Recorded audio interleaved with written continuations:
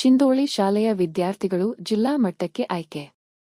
ಜೋಯಿಡಾ ತಾಲೂಕಿನ ಜಿಲ್ಲಾ ಪಂಚಾಯತ ಉತ್ತರ ಕನ್ನಡ ಶಾಲಾ ಶಿಕ್ಷಣ ಮತ್ತು ಸಾಕ್ಷರತಾ ಇಲಾಖೆ, ಕ್ಷೇತ್ರ ಶಿಕ್ಷಣಾಧಿಕಾರಿಗಳ ಕಾರ್ಯಾಲಯ ಜೋಯಿಡಾ ಹಾಗೂ ಸರ್ಕಾರಿ ಹಿರಿಯ ಪ್ರಾಥಮಿಕ ಕನ್ನಡ ಶಾಲೆ ಹನುಮಾನ ಲೇನ ರಾಮನಗರ ಇವುಗಳ ಸಂಯುಕ್ತ ಆಶ್ರಯದಲ್ಲಿ ನಡೆದ ಜೋಯಿಡಾ ತಾಲೂಕು ಮಟ್ಟದ ಪ್ರಾಥಮಿಕ ಶಾಲಾ ವಿದ್ಯಾರ್ಥಿಗಳ ಇಲಾಖಾ ಕ್ರೀಡಾಕೂಟ